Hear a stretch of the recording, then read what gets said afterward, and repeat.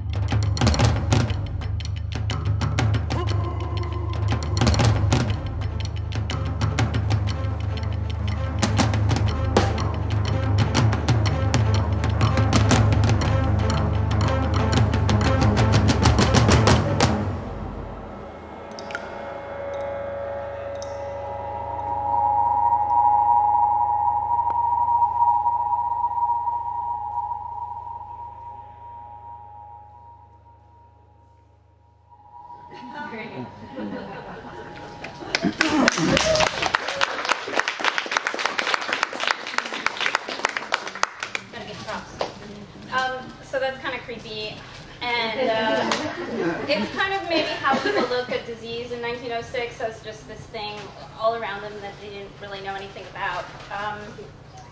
So now I had this true story to work with, and I had to figure out how to fictionalize it. So how does one go about making fiction from something that's true? Well, I had a little bit of experience with that from my first novel, Redemption, which was based on a true story, but fictionalized, very fictionalized. But this is a modern story, so I had to be a little more faithful to the facts because I knew you guys would be after me if something was wrong. So first I had to think about who is telling the story. I wanted to, I had to avoid writing it from Typhoid Mary's perspective because obviously she was the heart of my story. But I needed to find somebody who could be passionately involved, but also have some distance and perspective on the story. So that's how I came up with Prudence Galuski, who is my 16-year-old narrator. She's a Jewish girl. She lives on the Lower East Side. She works for her mom, the midwife, so she's seen a lot of life and seen a lot of death. And her brother has died, and her father disappeared in the war. She's very fascinated with the human body, and she sort of sees the world as a great big science experiment. And she's really a great character for me. The second element I had to decide was how closely to follow the true story.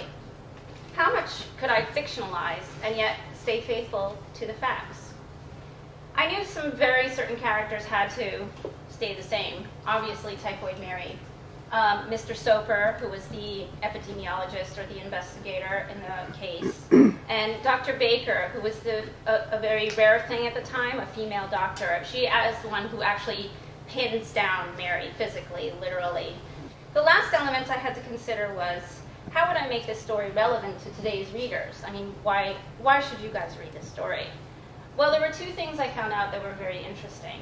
The first is that typhoid is a form of the salmonella bacteria. Who knows about salmonella?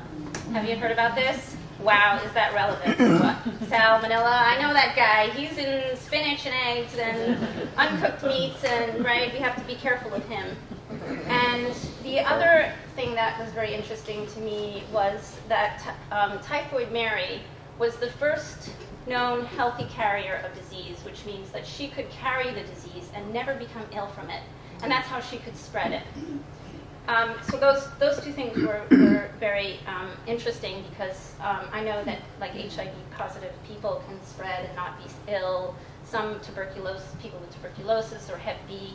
There's a lot of diseases that we know now that are like that. So that seemed very relevant to me. I thought I was the only Jewish girl named Prudence in the entire world. How did you come to name a Jewish immigrant girl who was probably German Jewish? That's a good question. Prudence. Prudence is very, very provocative. I know it is. Well, if when you read the book, you'll see her family fights against being Jewish. They want to be American. So her father named her like Prudence One, Prudence. Yeah. What sources did you mostly use when researching the history? There's a great book on this subject. It's called Typhoid Mary by Judith Walter-Leavitt, and she did a whole study on not just Typhoid Mary, but also how people reacted to her during the time period. Being an Irish immigrant, they were the Dirty Irish, and New York City history, how the Department of Health formed and why it formed. I mean, there were piles of manure 10 feet high in the city not many years before that. You know, you see the Jacob Riis photos of these poor kids, you know, sleeping on the streets in a pile of dung, basically. Yes? Were you changed by writing this book?